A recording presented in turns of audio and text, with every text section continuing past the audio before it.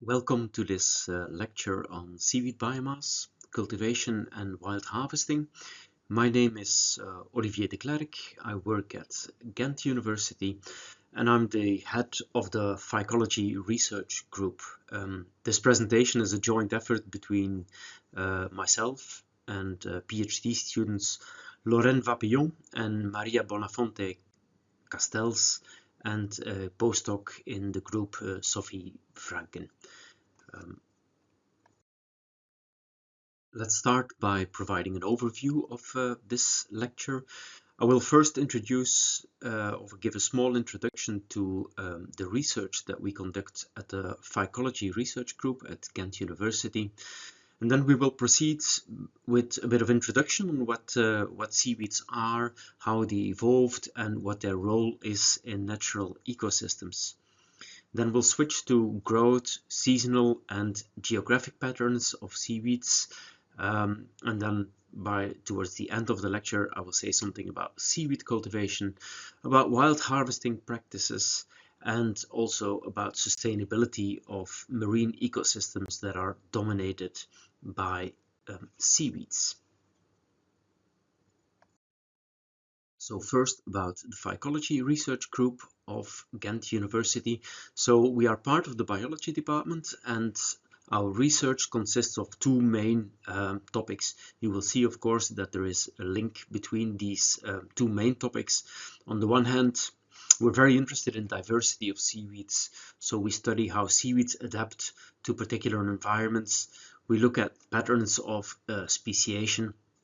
And on the other hand, we look into the development of seaweeds. So we're very interested in how seaweeds grow, how they reproduce, and also, this is a bit of a side project to our research, what the role is of microbiomes in reproduction and in growth of seaweeds. So in total, we're about 20 people that devote nearly all or most of their time on seaweeds. There's a fair number of PhD students, and these are supported by scientific staff and postdocs.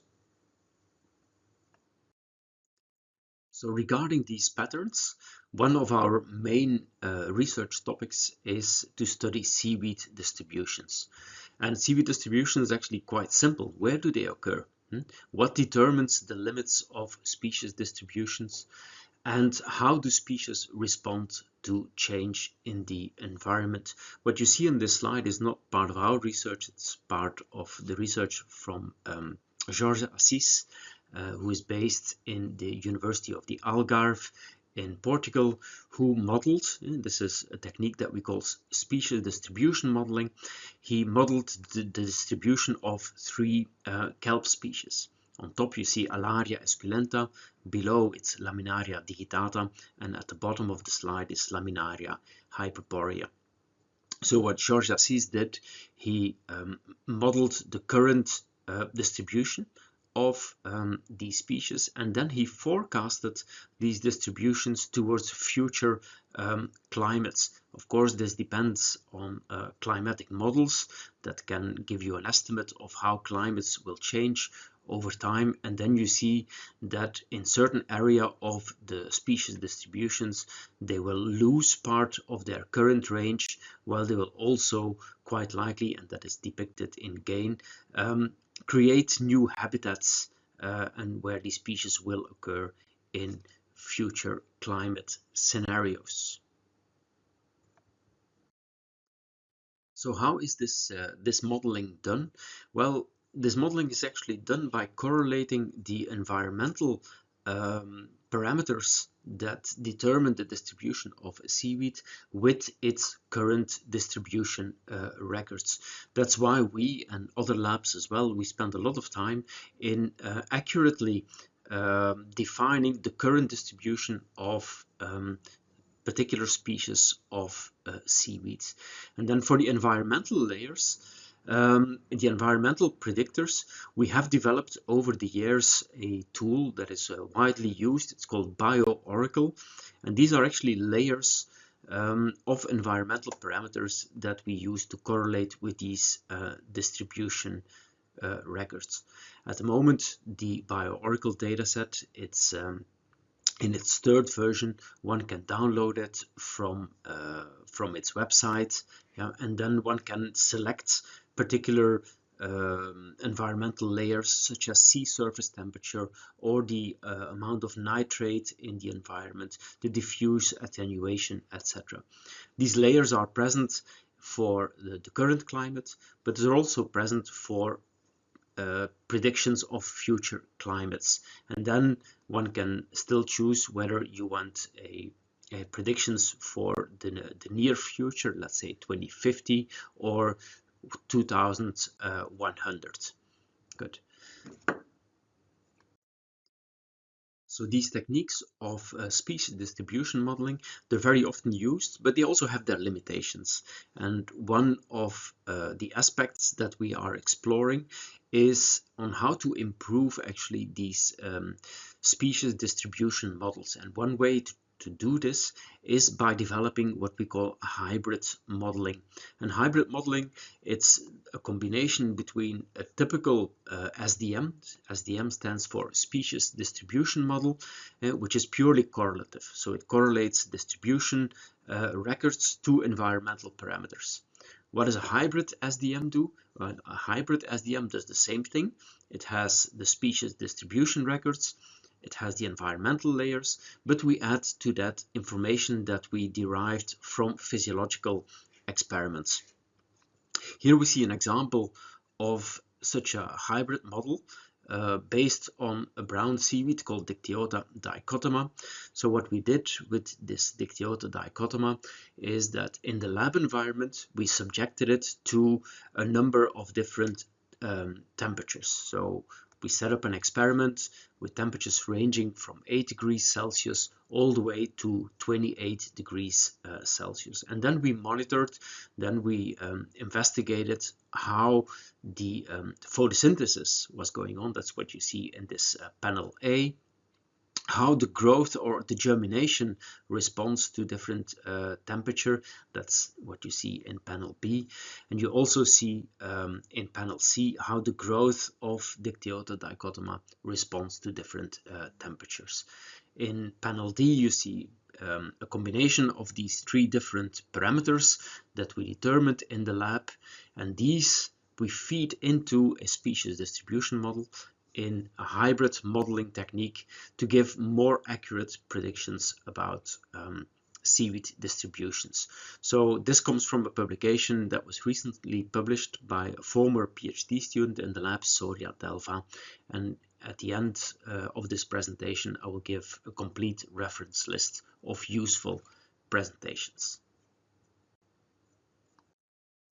And as a last introductory slide, I will present something very briefly. It will come back later in this lecture, is how we're expanding these species distribution models. So I explained you about the correlative ones, I explained you about the hybrid ones, and now we're taking this one step further. And actually we want to model the abundance of groups of species. This is the current research of a PhD student here in the lab, Lorraine Vapillon, where she looked at marine forest species, so large brown seaweeds, and she actually predicts the biomass, the standing biomass of these brown seaweeds on a global scale. Same techniques apply here. We can forecast these predictions towards future climates, and then we can identify regions where we aim or where we predict a loss of seaweed biomass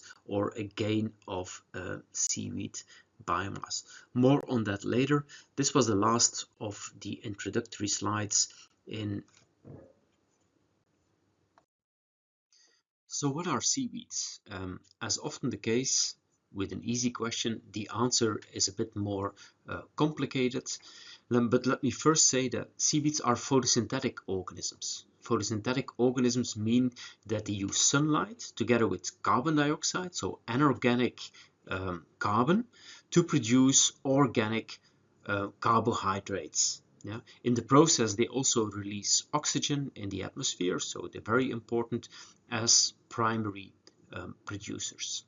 Now this photosynthesis is of course very similar to what we observe in land plants, but seaweeds differ from land plants in that they do not have roots. They don't have vascular tissue by which they transport water or organic molecules throughout the thallus. And they also don't have flowers. Instead, they reproduce by various means, asexually or by means of sexually, by means of spores, etc. But a typical flower that produces seeds that is not present in seaweed. From an evolutionary perspective, seaweeds are not a natural group. Now, a natural group, this is a terminology, a part of the terminology that biologists use to refer to a group of organisms, a clade, that has a single evolutionary origin. To give you an example about a natural group, mammals, vertebrates, flowering plants, these are all natural groups. So these trace back to a single origin in evolution. Now, seaweeds are not a natural group. Instead, they belong to three different groups, which means that they evolved independently. These three groups evolved independently from one another. And the groups that we will talk about are green seaweeds, chlorophytes, the brown seaweeds or the phaeophyci, and the red seaweeds or the rhodophyta. To put this a little bit into perspective, I'm showing here a eukaryotic tree of life. So it's a tree, a phylogenetic tree that includes all the eukaryotes. Now, some of these groups are familiar to you, but many of them will be most likely not very familiar to you. I'm showing a couple of these groups, for example, the flowering plants, that's this one branch here that sits within a group called the streptophytes. Very similar, the fungi, so yeasts and mushrooms, they're positioned somewhere here in this eukaryotic tree of life. Animals, on the other hand, they're not too far removed from the fungi and they would situate here. Now, where are these red, green, and brown seaweeds? So the chlorophytes, that's the green seaweeds, they're situated here. The red seaweeds are relatively closely related to the green seaweeds, but the brown seaweeds, they're positioned here within this large clade that is called straminopiles. A last note here is that some of these branches in this phylogenetic tree, they are depicted by a red circle. Now this red circle actually depicts the capacity of photosynthesis. So you see there is a lot more branches or clades within this eukaryotic tree of life that do possess photosynthesis, but they are not considered seaweeds or macroalgae. This leads me to introduce some more terminology. So far I've been referring to seaweeds. Now, seaweeds and macroalgae are actually more or less the same. Macroalgae is a little bit of a broader definition than seaweeds, but marine macroalgae would be completely equivalent to the term seaweeds. Now, macroalgae or seaweeds are typically macroscopic and multicellular, as opposed to microalgae. So microalgae, it's the microscopic and usually unicellular fraction of these photosynthetic eukaryotes that do not belong to the flowering plants. So when you look at the distribution of photosynthesis in this tree of life, so many of these branches, many of these clades are composed of different microscopic groups of algae, and the seaweeds then emerged once here within this large clade of straminopiles and within this clade of the chlorophytes and within the red algal clade. So now that I've given you a general introduction of what seaweeds are, what algae are, etc., let's have a first look at some of these seaweeds. And here you see a picture that was taken underwater, very shallow, about half a meter deep, somewhere in the southwestern part of the United Kingdom. And you see a tremendous diversity of seaweeds in there. So it's a bit of a question that I'm asking is like, how many species do you see? And then which of these species belong to the green, to the brown, and to the red seaweeds? The answer is given a bit further in this presentation. So I will annotate the slide and I will tell you which of these seaweeds actually belong to these various groups of seaweeds. Good.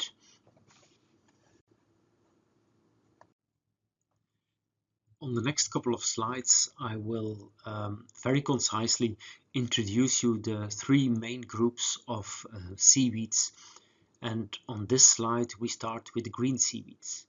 I'm using here an illustration that was originally published by Frederik Leliaert in 2012.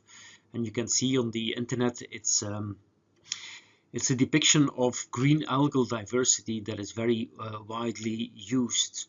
So what is in this phylogenetic tree?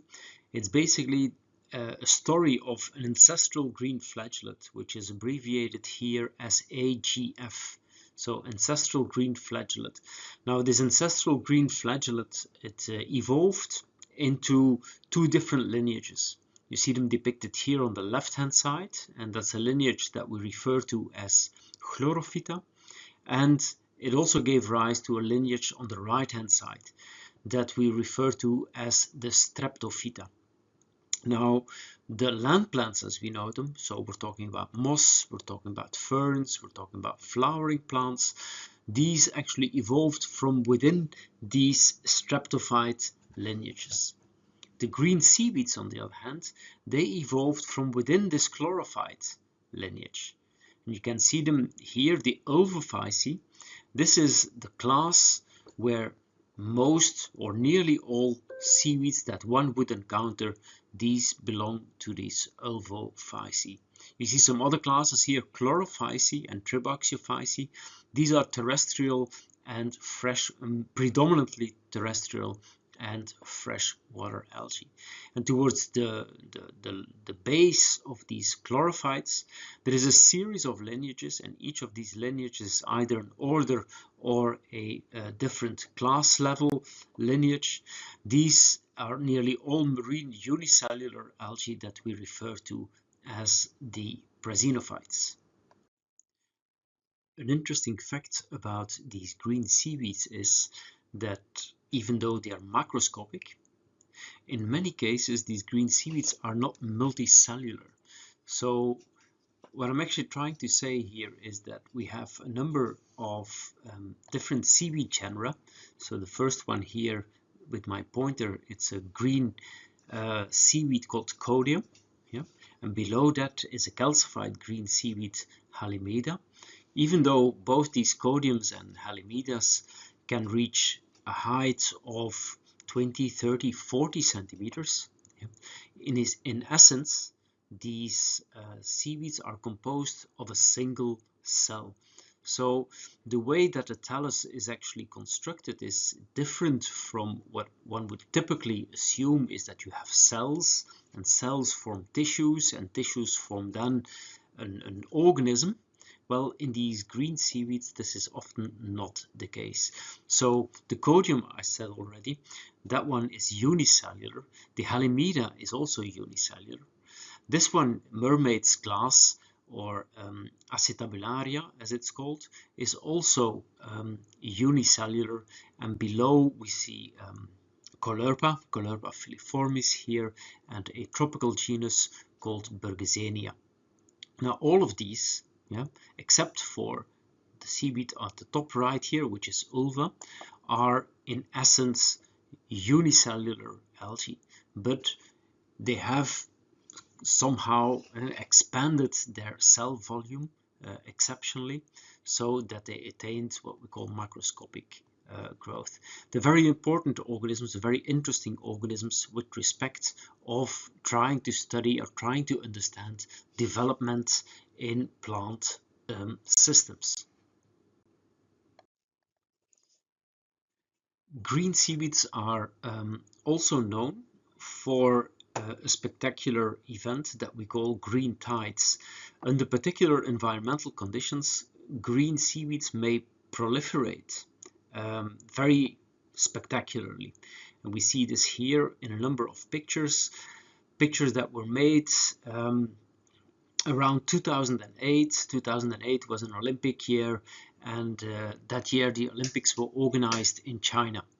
And here we see an aerial view of the Qingdao area. And a couple of weeks before the Olympics were supposed to start, a spectacular bloom of green seaweeds occurred. The seaweed in question is a species of ulva, and even though it's not toxic, so these kids, they suffer no harm, is that the rotting biomass, once it piles up in the shallow waters or on the beach, I mean, it's actually quite a nuisance, and that's why we often call these species nuisance species. It may also release toxic gases, so people actually should stay away from it. Now, there is definitely an environmental cost associated with such green tides, and in this case, it's been calculated that the removal of the biomass, which amounted to millions of tons of these seaweeds, involved about 10,000 people, and with an estimated cost of about $30 million. And then there was also an associated cost to nearby aquaculture businesses along the shore in Qingdao that may have amounted to something like $100 million.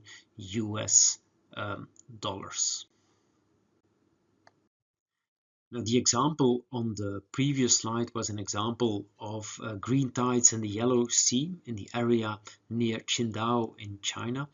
But we have to remark here that such green tides are, however, present wherever there is a high eutrophication of the coastline. And this slide depicts actually what is happening in Brittany and France nearly on a yearly basis. I'm going to read it in French. It's Le Retour des Algues Vertes en Brittany. So every year during summer, so there is favorable temperatures, and there is plenty of nutrients in these waters along the coast of Brittany and France, as you see the same kind of proliferation of these green seaweeds. And here again, just very similar to what is happening in the Yellow Sea, this comes at a significant cost for local municipalities. In this paper here by Roger Charlier, they have calculated that for about 72 municipalities along the coast in Brittany, this comes at a cost of more than 500,000 euros every year. And it's a result not so much of the seaweed itself, it's a result of coastlines which contain too many nutrients, so which actually start representing a disturbed environment, and then you have particular seaweeds that proliferate and cause these green tides. A last slide focusing on the green seaweed ulva is that ulva can definitely be a nuisance species involved in green tide formation. It is also a species with a high value in aquaculture setup. And I would like to recommend here a publication by a colleague, John Bolton, who several years ago published this very nice overview paper of why grow ulva, its potential role in the future of aquaculture. And we see some pictures here, pictures taken in a shrimp farm in Mexico, where you see that the green areas in that picture, these actually represent ulva. So what is being done here in Mexico is that local shrimp farmers, they co-cultivate the shrimp together with sea lettuce or ulva. And one of the immediate effects is that the prevalence for for the shrimp to disease is actually lower. So this co-cultivation of shrimp and ulva is actually a very fine combination here. The middle panel is an ulva cultivation system in Sweden, and on the right hand side you see these raceway ponds here. There's also is a picture in the Western Cape area from South Africa, where ulva is being co-cultured together with either sea urchins or with abalone. So it's a kind of semi-closed raceway pond system where we have the aquaculture species, the abalone, and the sea urchins being grown together.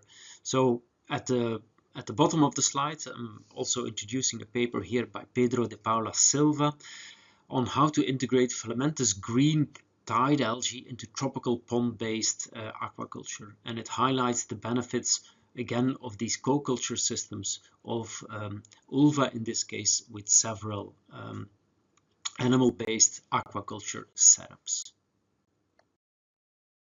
So we turn to red algae. Red algae are most likely the most diverse group of seaweeds, more diverse than brown seaweeds and green seaweeds, and these tend to occur in a huge variety of different forms, from small microscopic red algae to calcified forms. Here you see some examples from Europe and from other regions in the world. Many people who like underwater life, they're usually quite fascinated by the extreme beauty that red algae can represent. An important form of red algae are the coralline algae. So coralline algae, they're a group of calcified red algae that can form extensive habitats. So very often they're known as rhodolith beds or merle. And these are very important underwater areas that support high associated invertebrate and algal biodiversity. Merle beds, they can act as nursery areas for juvenile stages of commercial fish and shellfish species as well.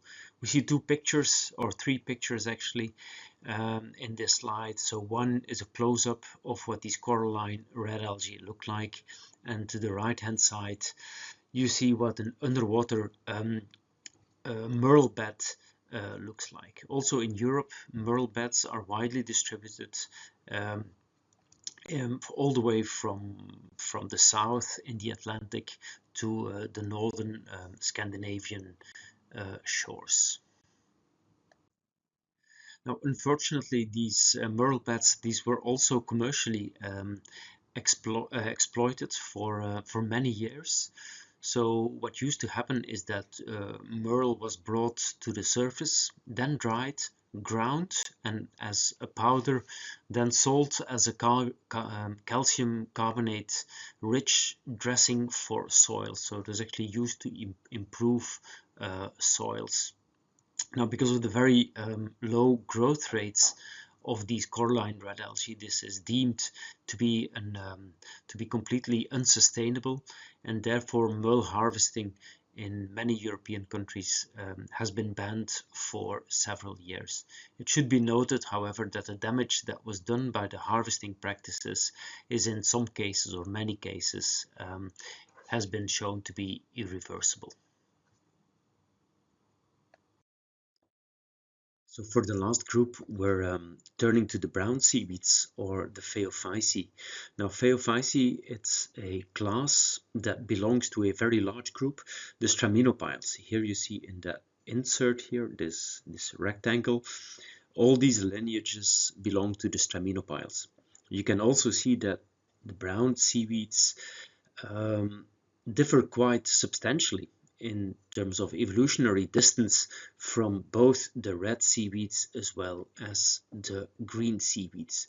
I mean, this is very important because from an evolutionary point of view, that makes that brown seaweeds have a completely independent origin compared to red and green seaweeds. This phylogenetic tree, this graphical representation of it, represents a fairly accurate view of the diversity that you find within this large clade straminopiles.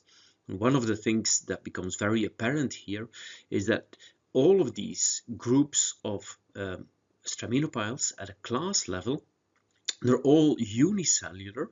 For example, here we see the diatoms or the Bacillariophyceae. Here we see the Chrysophyceae, and then many other small groups. These are all unicellular organisms. At most, we find some very primitive form of multicellularity, but this is never complex multicellularity as you find it within the brown seaweed. So this clade here at the right hand corner, that represents the brown seaweeds or the Phaeophyceae, characterized by complex multicellularity. Interestingly, so from an evolutionary point of view, brown seaweeds are distant from green and red seaweeds, so they have evolved this complex multicellularity completely independently. So first slide on the general morphological diversity of brown seaweeds. So here we see at least 6 different genera of brown seaweeds, and one of the things that becomes apparent is that brown seaweeds are always multicellular. They're not always macroscopic, so visible with the naked eye, but at least they are multicellular.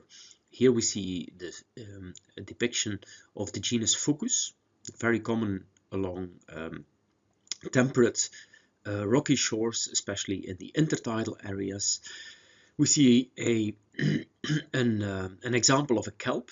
In this case, this is Macrocystis. It's Pacific, it's not necessarily exclusively Pacific as a genus, but it definitely occurs a lot on the western side of North as well as South America. Then on the right hand side we see Dictyota. It's a much smaller species, about 10 to 15 centimeters long, very common in along temperate shores as well as in tropical environments. Laminaria, European kelp species. This one is Laminaria digitata, where you see it's normally subtidal species, but when during extreme low water tides, such as this one, we see that the laminaria at least becomes partially exposed to the air. This is a Cystoseira or a Gongolaria as it is called now. Very common in the Mediterranean Sea and along some parts of the northeast Atlantic. And on the right hand side you see sugar kelp or Saccharina. In this case it's a picture of a Saccharina which has been cultivated on a line, but more on that later. A couple more slides on the kelp species. So this slide depicts some of these giant kelps or pictures of giant kelp. In this case it's Macrocystis, and Macrocystis is by far the seaweed that attains the largest size. Under optimal conditions, a Macrocystis can grow up to 45 meters. And this is very spectacular because they really form these underwater forests. They're very important ecologically because they structure an entire ecosystem. You see fish species that use this this Macrocystis vegetation, this underwater forest, as a habitat. You see that it's associated here with lots of sea urchins that grow at the bottom, etc. Yeah. Take-home message from this slide is that brown seaweeds are nearly exclusively marine. So you have actually very few brown seaweeds which occur in freshwater environments, that they're always multicellular, and that some of them, especially the kelp, in this case giant kelp, can form these very large underwater forests. So some of these kelp species really form these formidable underwater forests, and this slide actually highlights some of the morphological anatomical innovations that actually make this possible. So what we see here is a drawing of a giant kelp. You see that it's anchored with a massive holdfast to the substrate, for example at 25 meters depth, and then it forms these upright axes with these leaf-like structures. Yeah, and the leaf-like structures is of course to expand the surface area for the photosynthetic organisms, so they have to be able to capture sunlight. Good. And then it reaches the surface. Good. Now, one of the particular aspects from an ecological perspective is that in these shallow water environments is that the light, which is very high near the surface, let's say for example 2000 micromolars per square meter per second, this is how we measure light, so very optimal and high light conditions near the surface. But if you go down to a depth of about 25 meters, you will find that the amount of light, so the irradiance, is only a fraction of the irradiance at the surface. On the other hand, because of these high light conditions near the surface, is that your surface water is very often nearly depleted of nutrients. In this case, we're depicting here the concentration of nitrate, which is close to zero near the surface. However, near the bottom, at 25 meters depth, we still find a considerable concentration of nitrate being present. This nitrate either leaks out of the substrate, or it is present there because the amount of light is suboptimal, so not all the nutrients are immediately consumed by means of primary production. Now, why am I explaining this?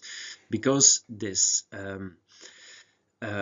condition where we have high light but low nutrients, or low light and considerable amounts of nutrients, it normally negatively affects primary production. But not in these kelp, because these have evolved something that is very close to a vascular tissue that we also find in typical terrestrial plants. So the kelp, in this case Macrocystis, it has evolved what we call sieve elements.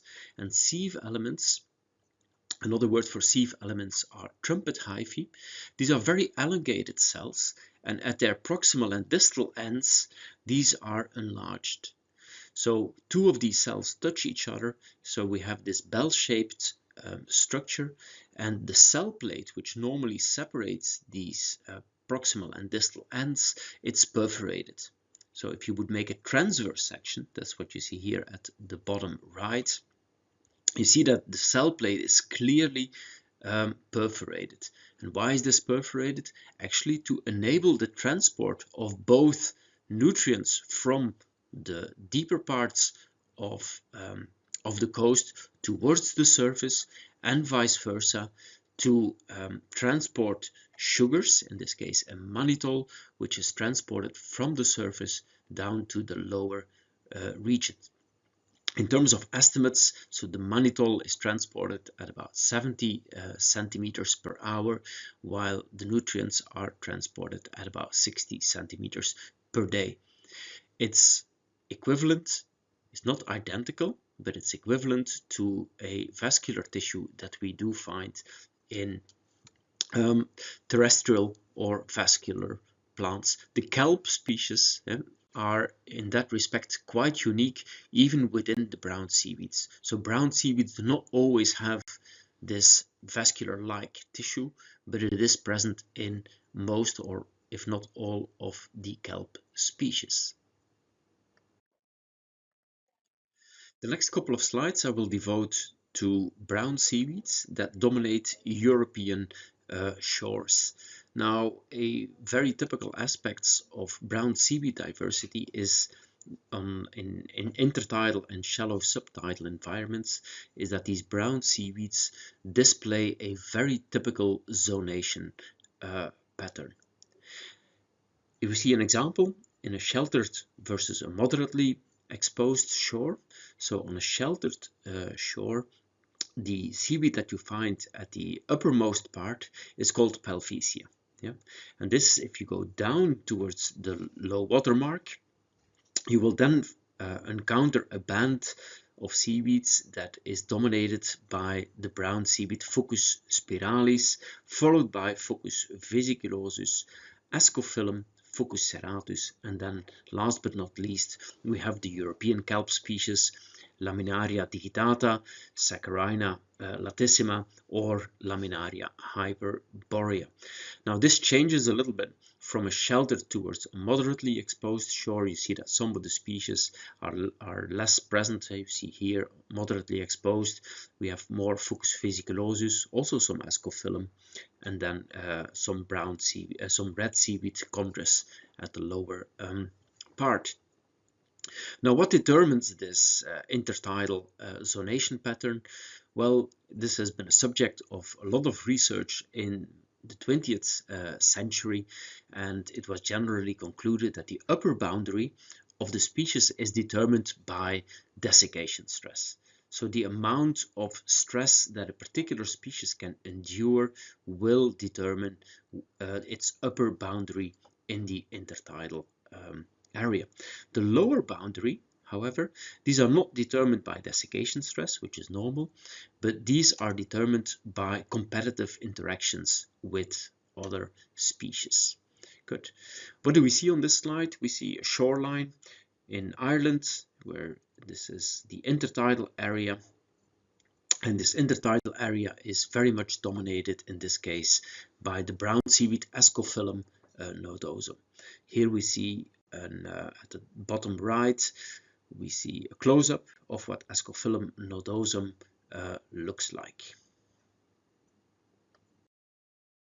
Some more examples of the typical brown seaweeds that we find in intertidal environments in Europe are composed of Fucus spiralis, here at the left of this slide, and then the seaweed, the brown seaweed that actually normally occurs highest in the intertidal zonation. It's a bit smaller, it's called Pelvicia canaliculata, and you can easily recognize it because of its grooved thallus, its canaliculate as we call it. Then at the bottom we still have another picture here of Pelvicia canaliculata and Fucus spiralis. So occurring lower than Pelvicia and Fucus spiralis are two other very prominent species that belong to the genus Fucus in Europe. It's Fucus vesiculosus, which can be relatively easily recognized by means of these vesicles within the thallus.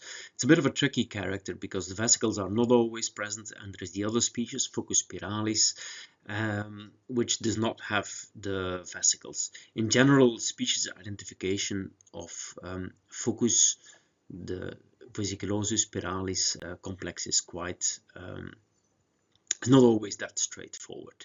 Good. And then lower down, so the lowest Fucus species, that's one is called Fucus serratus, which is relatively easy to recognize because of its serrate margin. And then we're leaving the subtidal behind and we move slightly towards the subtidal environment. This is a zone on shores that we call the infralittoral fringe, and that's where we encounter the first kelp species. So kelp is typically a subtidal species. You will not find it in intertidal areas unless you have a deep rock pool, for example. There you can find some kelp species, but then very often they're a little bit dwarfed. But on a good spring tide, the upper parts of the kelp may become exposed. So here we see this happening in these two pictures, Laminaria digitata, the lower one. I can't recognize very well what it is, but presumably it's also a digitata here that is just sticking out its head during an extreme low water tide. On the right hand side, you see the European kelps in all their beauty in a subtidal environment, and even though not as spectacular as the macrocystis vegetations in the Pacific Ocean, our European kelps are a very formidable, very beautiful ecosystem that sustains a lot of biodiversity and is also important with respect to capturing carbon.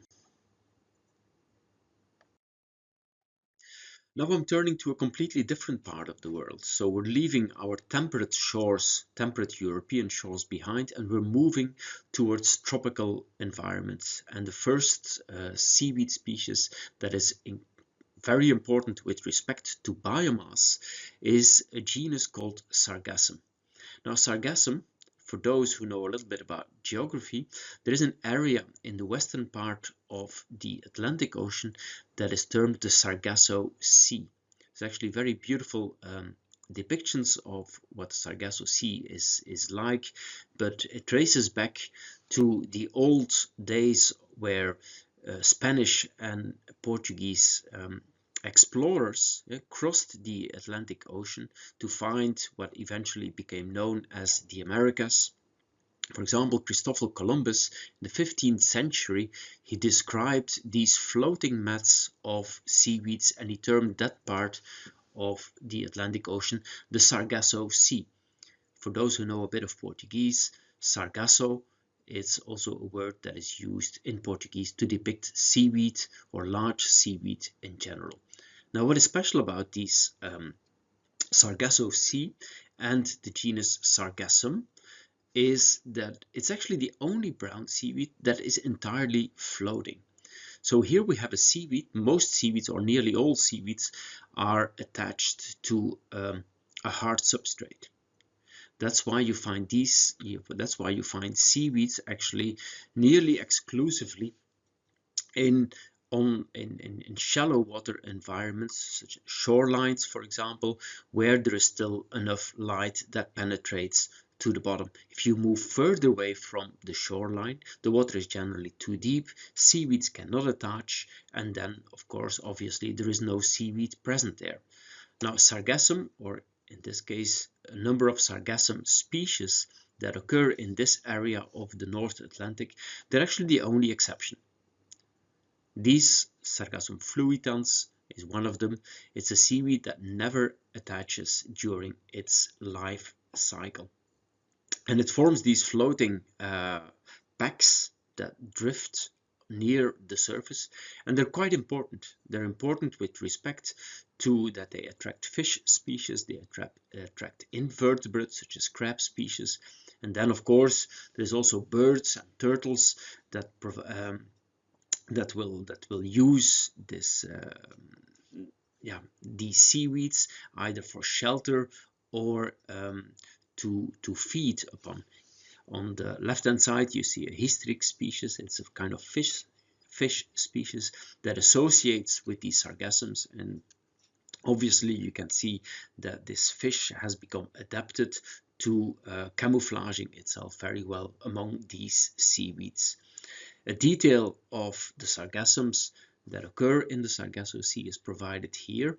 So it's quite a complex seaweed with leaf-like structures, but also these little spherical structures that we call aerocysts or air vesicles, and these aerocysts, they help to maintain a positive buoyancy for the seaweed. The aerocysts are the reason why these seaweeds actually float to the surface. I'm not going to play this movie. It's a very nice movie. You can find it on YouTube with the following link that depicts or that shows you what these drifting packs of sargassum look like in real life. Now with the sargassum, something is happening there that needs to be mentioned. Even though back in the 15th century, Portuguese, Spanish seafarers, they described these drifting packs of sargassum, quite recently, and I'm talking 2011, is people started noticing exceptional proliferations of sargassum in the Caribbean area. And when I say exceptional proliferations. Here we see some pictures. This one is from the BBC website. Sargassum, the seaweed deluge hitting Caribbean shores. And here we see a shallow area in the Caribbean with these large packs of sargassum still drifting and here washed upon the shores. Now this is of course highly problematic. It's highly problematic for several reasons. One of the problems associated with this proliferation, these blooms of sargassum, is when the biomass washes on the shore, is that it starts rotting. Now you don't want to be anywhere near such a dense pile of rotting sargassum. The odor, the stench is really abominable. Yeah, so this causes quite a bit of discomfort for the people living in these coastal communities, but also for tourism. Good. The second problem associated with blooms of sargassum is that a bloom, it will basically capture all the light, so the light does not penetrate anymore to everything that is below the drifting sargassum.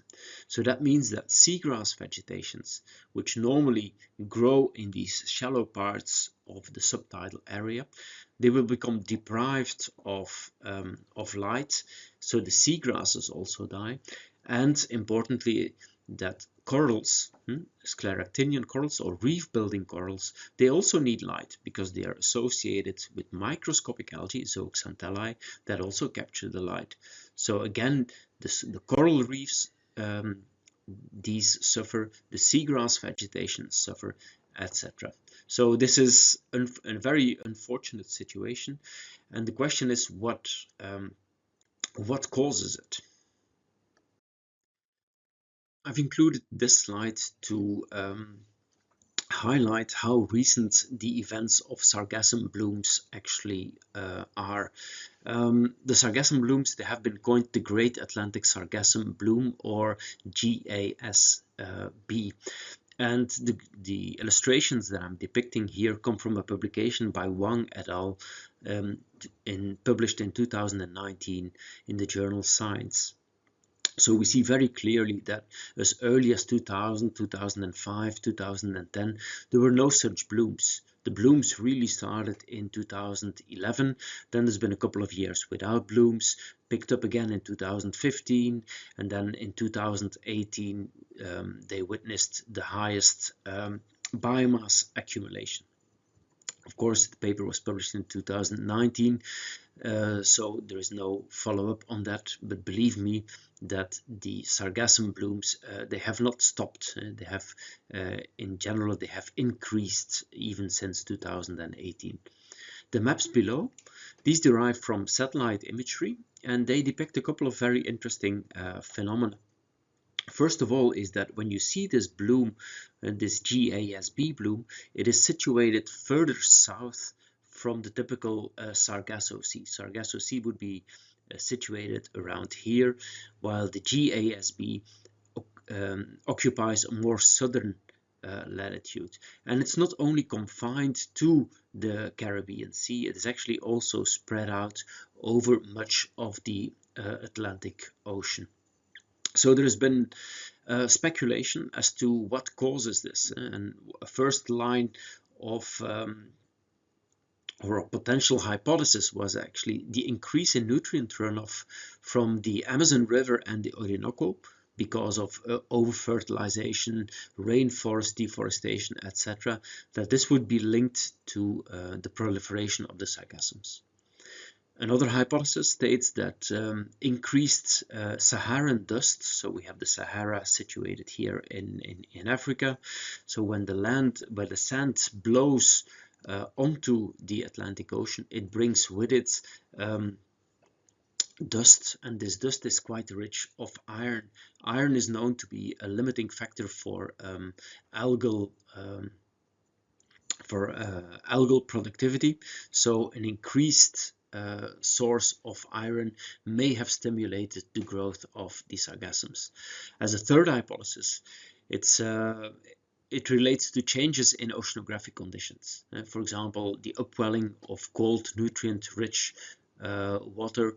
This may also have spurred the proliferation of sargassum. So quite recently, there has been a number of studies, for example, here in this review by Cox et al. In 2025 in harmful algae. They really bring up the idea of that sargassum can only grow so efficiently because of the association of symbiotic bacteria, and mainly cyanobacteria. So bacteria, some bacteria, they can fix atmospheric nitrogen, so they can fix N2 and make it available under the form of ammonium. Those kind of bacteria we call diazotrophs, and cyanobacteria are typical diazotrophic bacteria. Good. Now these are probably playing an important role in sustaining the growth of sargassum. So good, so we know that sargassum associates with bacteria. Some of these bacteria, these can fix nitrogen, but that leaves the question of why sargassum blooms now. Why does it start? Why did the bloom start in 2011? And I'm referring here to a recent paper by Jung et al. In 2025, published in Nature Geoscience. So where they actually say that there is an excess in phosphorus as a result of changes in the upwelling in phosphorus-rich waters from the deep sea, that this is actually the key factor to the sargassum blooms. So the whole mechanism works by that the phosphorus availability, it benefits the growth of the cyanobacteria that associate with the sargassums, and these bacteria can then fix nitrogen and convert it into a form of usable nitrogen for the algae, so nitrogen formation. So there is a clear link here with global warming, and the link is as follows: is that at a very large scale, water masses in the major oceans, and this also includes the Atlantic Ocean, these form these large gyres. And so we have the North Atlantic gyre, and here we have the South Atlantic gyre. And where these gyres meet, you typically have upwelling of cold but also nutrient-rich water that comes from the deeper layers in the ocean. Now the link with global warming is that because of extreme North Atlantic oscillation events, and this leads us to the whole climate problematic, these have caused changes in the degree to which this nutrient-rich water reaches the surface. So there is actually more nutrients reaching the surface because of global climate change. So you see there is a clear and direct link to climate change also in these sargassum blooms. So last slide on the sargassum blooms in the Atlantic Ocean.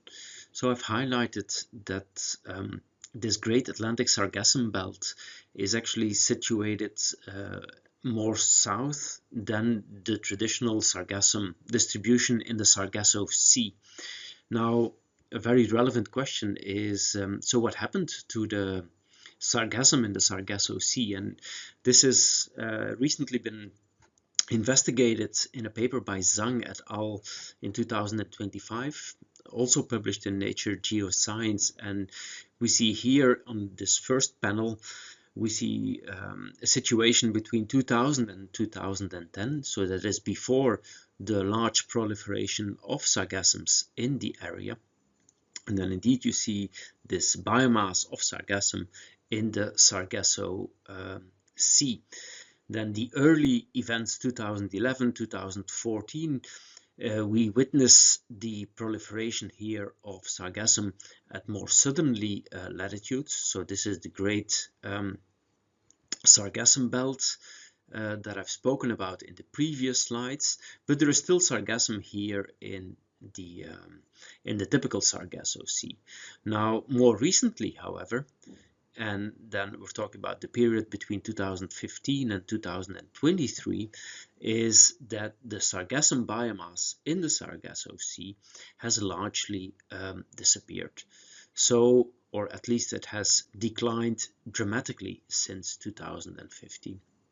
Now, one of the reasons that have been put forward is that we see increased sea surface temperatures here in the Gulf of Mexico and marine heat waves in that same region. Now, the Gulf of Mexico typically is the donor region of sargassum for the Sargasso Sea. So with a lower presence of sargassum in the donor region, that leaves less sargassum in the Sargasso Sea. So here we see that in general, perhaps we're watching or we're observing a regime shift whereby the traditional sargassum-dominated ecosystems in the North Atlantic have shifted south. Now, this obviously will have consequences for associated biota, and I'm mentioning here the European eel. European eel, which swims across the Atlantic Ocean and then uses the Sargasso Sea as a breeding ground. And then the juvenile eels, they swim back to European shores. Now, without the presence of the sargassum in the Sargasso Sea, this will definitely affect the European eel populations over there. Good. Also on our along our European shores, we are faced with particular problems, to some extent similar as what our colleagues are experiencing in the Western Atlantic Ocean. In Europe, the nuisance species is called not sargassum, but Rugelopteryx okamurae, and it's an invasive brown seaweed which smothers our European shorelines. At the moment, this phenomenon is mainly present in the Western Mediterranean Sea and along the Iberian Peninsula, including Macaronesia, so the Azores, Canary Islands, and Madeira. So Rugelopteryx is originally a native species to the Northwest Pacific Ocean. So it's common in Japan, it's common in Korea, and it's been introduced in the Western Mediterranean Sea at around 2002. As to how it became introduced, there is some speculation, but most people do agree that it was introduced accidentally through aquaculture activities in the Thau Lagoon in Mediterranean France. Here we see two pictures. One on the left of somebody with a crane that is removing the biomass that is cast on the beach. And here on the right hand side you see along a shallow beach in the shallow waters, you see all these piles of Rugelopteryx that are washing up on the beach. Some additional pictures on Rugelopteryx on the left hand side. This is a small fisherman's boat, and you can see the net here. So these fishermen, they come back to the shore and they hope that they have caught fish. It's all very small scale fisheries, but instead the nets are completely filled with Rugelopteryx, which presents a substantial amount of biomass that is just floating in the shallow waters, but also presumably quite deep. It's needless to say that Rugelopteryx has a negative effect on these local fisheries. And at the right hand side you see three pictures of what it looks like below the surface, and you see that definitely that Rugelopteryx is an incredibly dominant species in the shallow subtidal. So here we see a diver, and then there's actually only a very limited number of seaweeds which can resist the dominance of Rugelopteryx. In this case, this is Spherococcus coronopifolius, which appears like one of the very few seaweeds that resists dominance of Rugelopteryx. So one of the tasks that the iCulture consortium is performing is actually to estimate the impact of Rugelopteryx along European shores. One of the approaches that we are employing here is what we call it's kind of species distribution modeling, whereby we correlate on the one hand the occurrence data with environmental data. We feed this into a statistical model. Our model, the model that we use here, consists of boosted regression trees, and this is how we assess the habitat suitability. On the other hand, we combine this correlative approach with what is called a hybrid approach. So we add to these distribution data, we add physiological data. Physiological data that derive from lab-based experiments. So we measure the growth across different temperatures, and that yields a temperature response curve. Yeah. And then we add this physiological data together with the correlative approach into raster layers, and we get an output that predicts habitat suitability by combining the physiology as well as the occurrence data. And on this slide, I'm previewing, or I'm showing you a glimpse of what our data look like. And what you see, this blue curve is a typical temperature response curve that is derived from Rugalopteryx under lab conditions.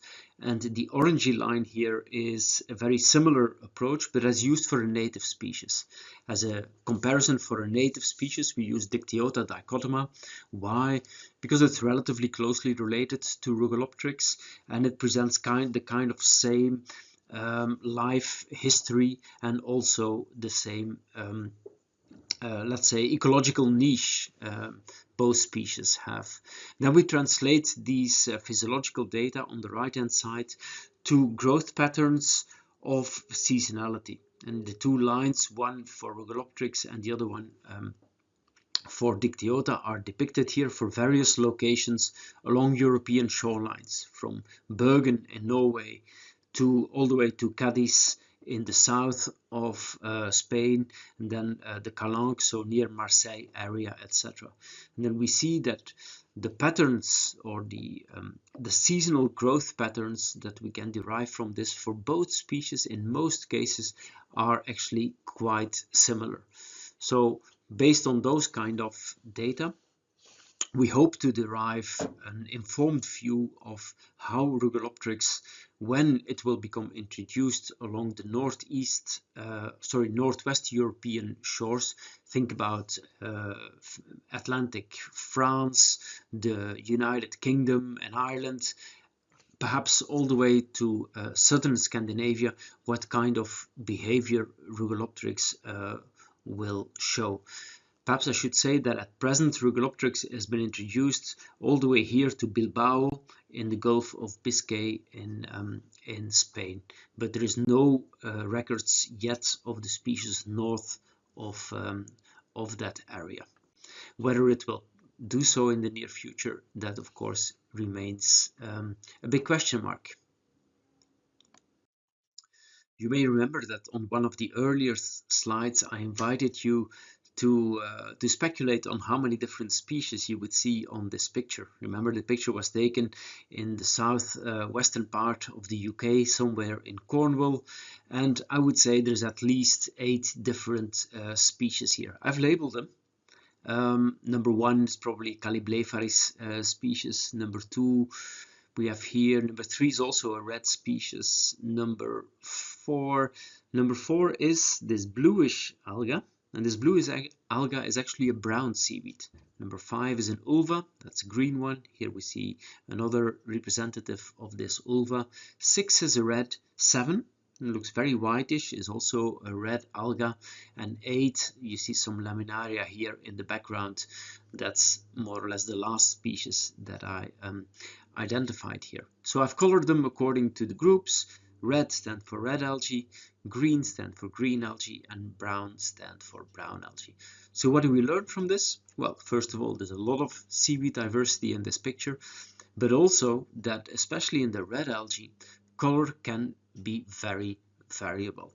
Red algae may appear reddish, brownish, or greenish. It's only the green seaweeds which are always green, and the brown seaweeds are usually or nearly always brown. But for red algae, just remember they can be extremely variable with respect to color. So on the next slides, I will give you an introduction of the importance of seaweed forest species and also how this links to the iCulture project.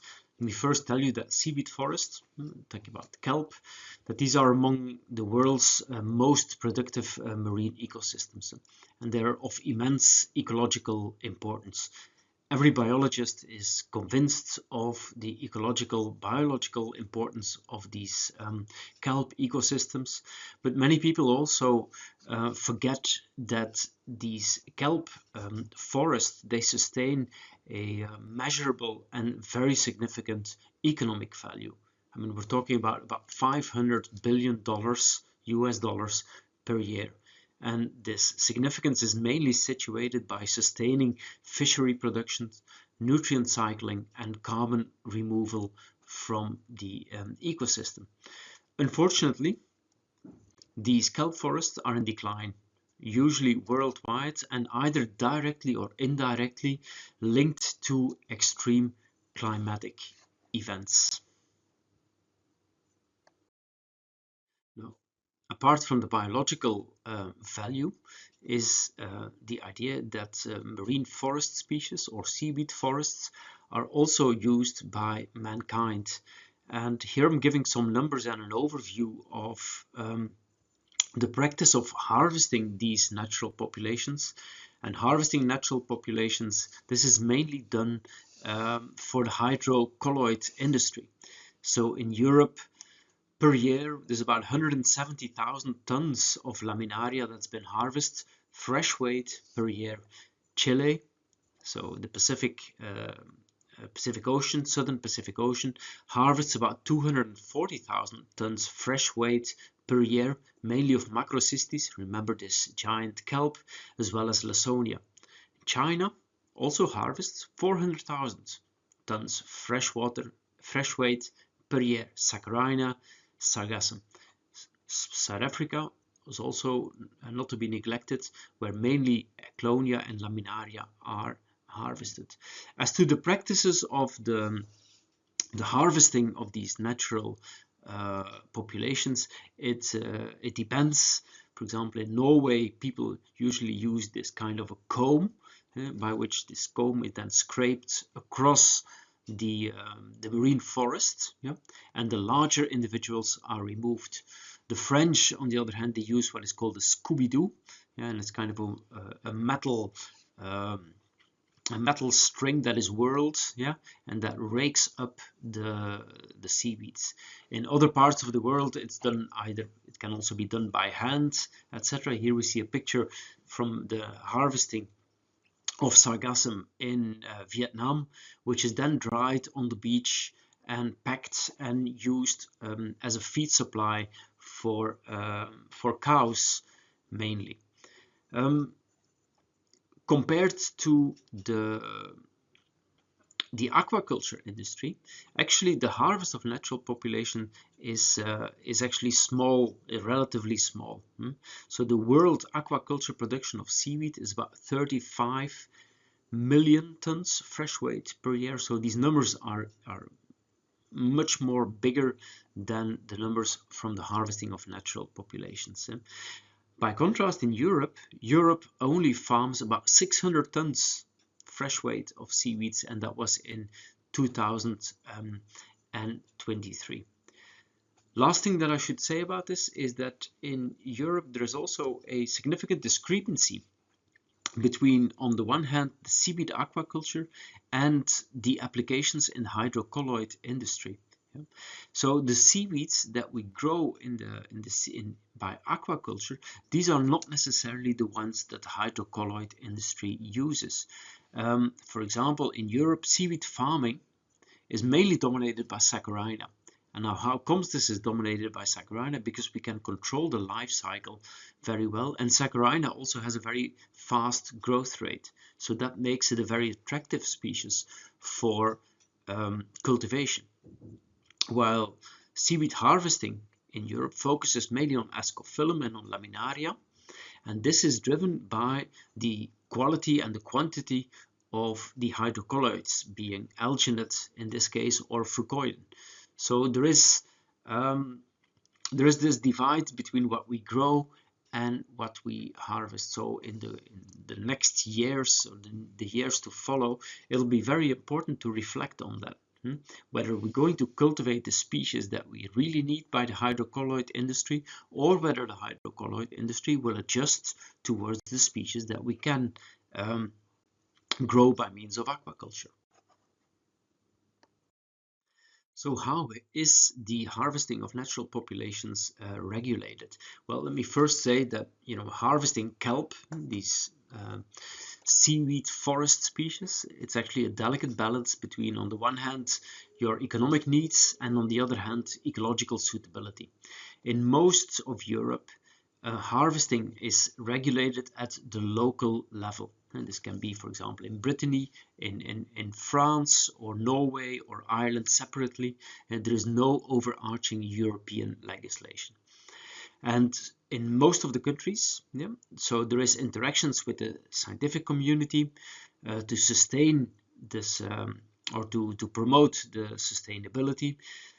People include rotation systems for harvesting, for example, for a Laminaria digitata and a Laminaria hyperborea. The rotation system is different because digitata grows faster than hyperborea, but it basically means that once you harvest a location for Laminaria hyperborea, you cannot harvest there again for several more years. Good. And in many places there are also quota on the number of landings per day, or the number of licenses that are available for harvesting. So at the moment in Europe, we have a situation whereby we both harvest natural populations and we cultivate or we start to cultivate more and more seaweeds. But what will the future bring? And this is, of course, a very important question. I'm citing here this paper from Georges Assis in 2017 again, and this one is focused, this little map is focused on Laminaria digitata. So what you see is that in the different colors, so it's a modeling exercise, that everything in the range of Laminaria digitata that is colored in red, using this large area here from Brittany in France all the way to southern Denmark and in the Kattegat region, this is probably an area where Laminaria digitata may not occur in 2090, 2100, according, of course, to a particular climate scenario, in this case RCP 85. The blue indicates the region that is stable. So the populations of Laminaria digitata are predicted to be stable in this part of the blue range. And then we also have green. These are areas mainly because in the high latitudes we do expect ice to retreat and environmental conditions to become more favorable for seaweed growth. That's where the species may actually become better established. Good. This in terms of distribution, this is very well documented. But what about the biomass? What about the biorecovery? And what about the chemical composition? Will all of this remain the same under future climatic conditions? This is one of the questions that we aim to address within the iCulture Consortium. Now, and how do we address this question? Well, we basically aim to make what is called a resource management model. And the resource management model, it combines three main aspects. On the one hand, a biomass model, where we aim to make predictions about biomass of these kelp species. The biorecovery, so under future climatic conditions, we're very interested whether the growth rates and the recovery after harvesting of these vegetations, underwater vegetations, will still be the same. And a similar question we ask regarding the composition. So we know that for the hydrocolloid industry, alginates are very important. So under a global warming scenario, will the quality and the quantity of the alginates still be the same? So it's those three factors, biomass, biorecovery, and composition, that will feed into a resource management model, and that will hopefully allow us to make accurate predictions about future or marine forests under future climatic scenarios. So regarding the biomass model, what we're actually trying to do is we're trying to predict spatiotemporal distribution of seaweeds, not just the distributions, but also how much of that seaweed there is. And to do so, we use actually correlative models that link seaweed biomass to environmental characteristics. So you can, one way to interpret these biomass models is as an extension of species distribution models. Apart from the modeling exercise itself, we're also very much interested in how this biomass will respond to future climate changes. For example, you could predict that under ongoing global warming, cold loving species or cold temperate species, they will decline in biomass in particular regions. On the other hand, this warming of the climate, it may also create new areas, especially near the poles, where potential species could thrive. So it's that balance between loss and gain that is very much the focus of this type of models.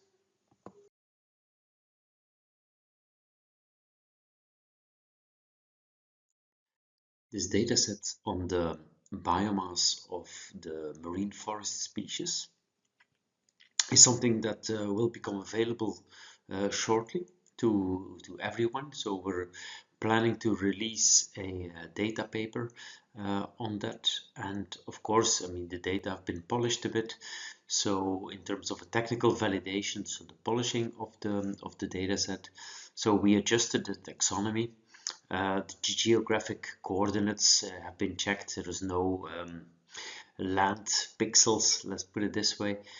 Duplicate records, these are records with identical biomass values for the same species with the same coordinates. Well, these have been double checked and removed where necessary. And then last but not least, outliers. These have also been removed from the dataset.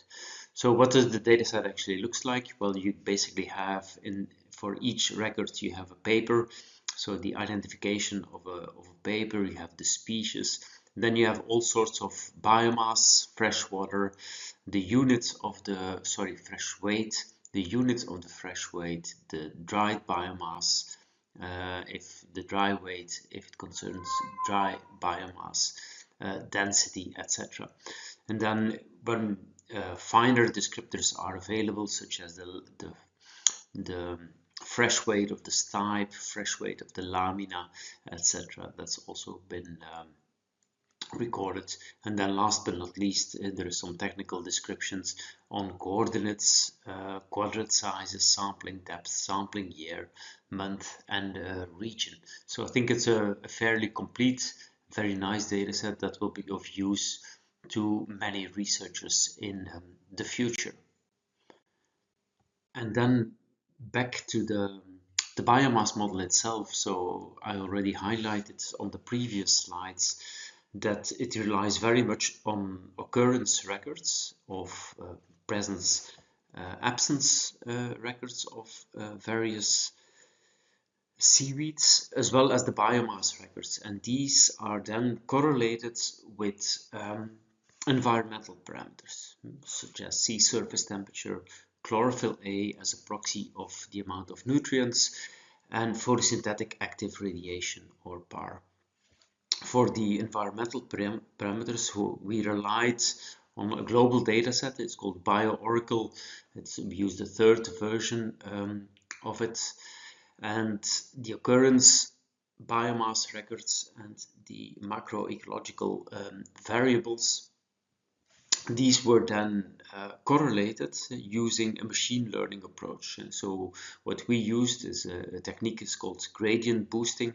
Now time does not permit to go into detail here and to explain how this actually works, but it's an absolutely very highly performing machine learning technique.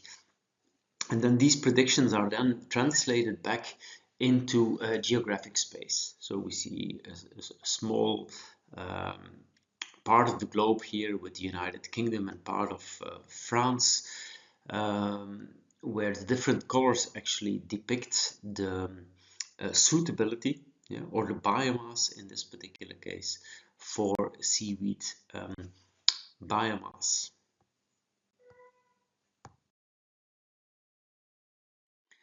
So far the theory. What is the outcome of the model? The outcome of the model eventually is a global map such as this one, whereby all the coastlines are basically colored according to the fresh weight biomass of seaweed, so the amount of kilo seaweeds per square meter that these can contain. See that the data points that were used to train the data set, these are these small circles that you see dotted on the map. Good. And then we have of course a model fitted. So, and we have a number of explanatory variables. Perhaps it's a bit small to see, but most of the variation in the data set is actually explained by genus. Good. And then we have temperature, we have light, we have nutrients, we have wave fetch, we have ice cover, etc. So these are the main environmental parameters that determine the variation in the seaweed biomass on a global scale. A bit more technical perhaps is to see how our model has or performs. So here we have the observed fresh weight biomass, the log on a log scale, and here we have the predicted fresh weight biomass also on a log scale. So, and this correlation here tells you that the model performed actually fairly well. And this is also explained by these parameters such as deviance explained, Pearson's correlation, and RMSE. So in general, we're very pleased with our model. It's the first model on a global scale that predicts seaweed biomass on a global scale. And as I said earlier, it's not just predictions under the current climate that we were interested in. We also wanted to forecast what this biomass, how this biomass will probably evolve under future climate change. And here we used one of the climate scenarios, so SSP3 7.0, and we try to predict in the decade 2090 to 2100 what our seaweed biomass might look like. So in red here is areas where we actually will experience, or most likely will experience, a loss in seaweed biomass, while in green are areas where we may observe an increase in seaweed biomass. The picture is under this climate scenario is not looking very favorable, because we see a lot of loss of these marine forest species, and at least in terms of biomass, along major coastlines. When you think about the large kelp forests that I highlighted earlier on in this lecture here on the Pacific coast of North and South America. So these are very large areas where these forests may actually disappear. On the other hand, in the high Arctic Ocean, which will largely become ice-free by that time, this may create a substantial area where seaweeds, marine forest species, may thrive. So this biomass predictions, they're now worked up as a paper, and we hope to inform you on a next occasion as to whether it gets published somewhere.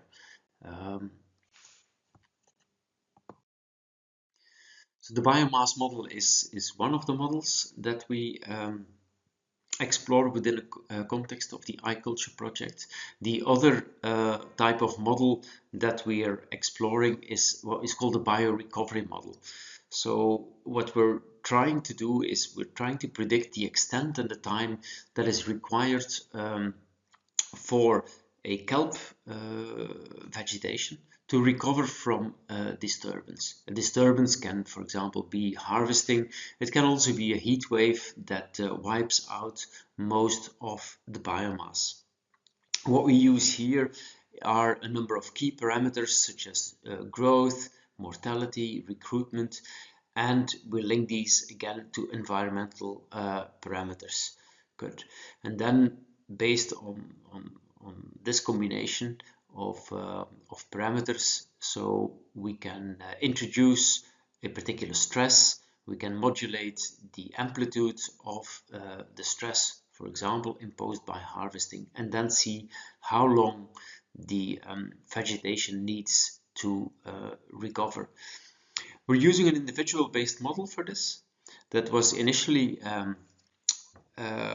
published for a species Undaria pinnatifida, which in Europe is an invasive species.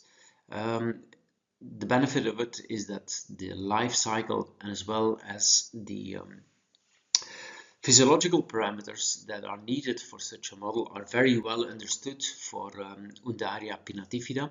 But of course, we want to translate that Undaria model into a model that fits on our native European kelps, such as Laminaria digitata, Laminaria hyperborea.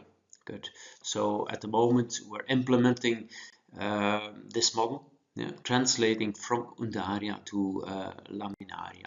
And those combined, the biomass together with the biorecovery model, should give us a very nice prediction of what marine forests in the future could look like. It's time to come to a conclusion, to round up this lecture. Initially, the organizers asked me to provide a lecture which would take about 1 hour. In the end, I think at the moment I've been talking about seaweeds for more than 1 hour and a half.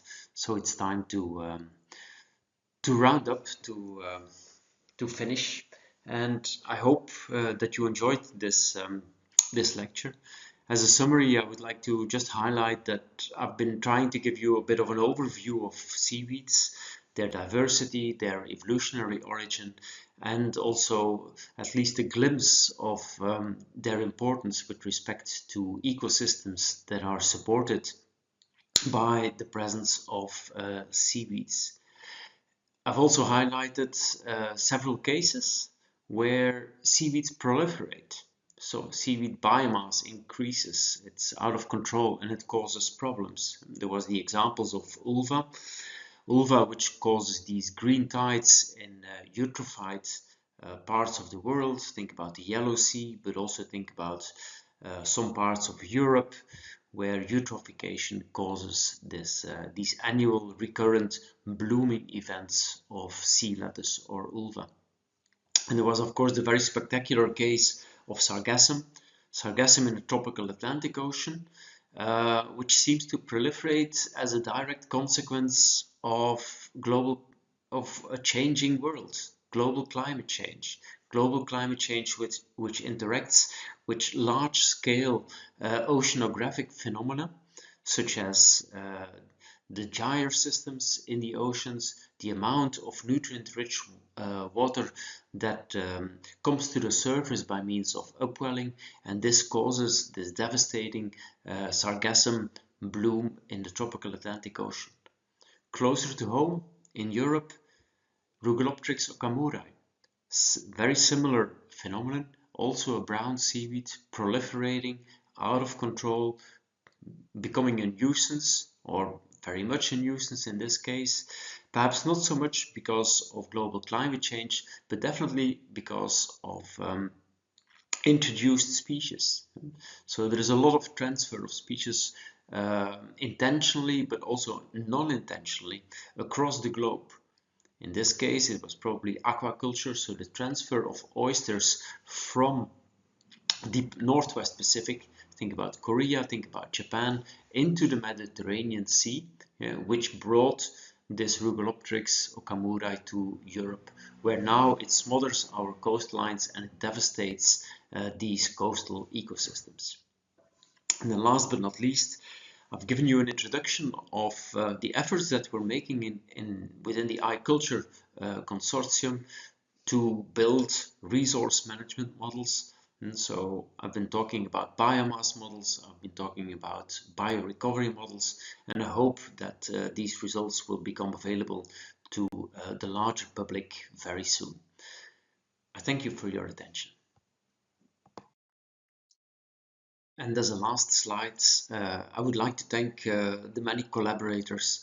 And then foremost, there is the people at Gent University, Lorraine Vapillon and Maria Bonafont Castells, both PhD students that work full-time on the iCulture project and have been responsible for making these very promising models. I've had the luck to be assisted by Dr. Sophie Franken. She's a postdoc in my group. And yeah, together, I think, yeah, it's just a very nice team to work with. All the other people as well, big thank you, especially the people at NTNU, Nadi Bar and Chinmay Patwaran. There's people from the Fondazione Bruno Kessler, Nicola Lazzaro. There is our colleagues from Algaia, from Polar Algae, from Alginor. And then there's also the associated researchers from the Algarve Center of Marine Sciences in Faro in the Algarve, and the Center of Marine and Environmental Research in CIMAR in Porto. I think all of them have contributed largely to this presentation. And as to my own role, I've been mainly the narrator and not the one that actually came up with most of the data. I hope you enjoy this course. I hope you enjoy the other lectures as well.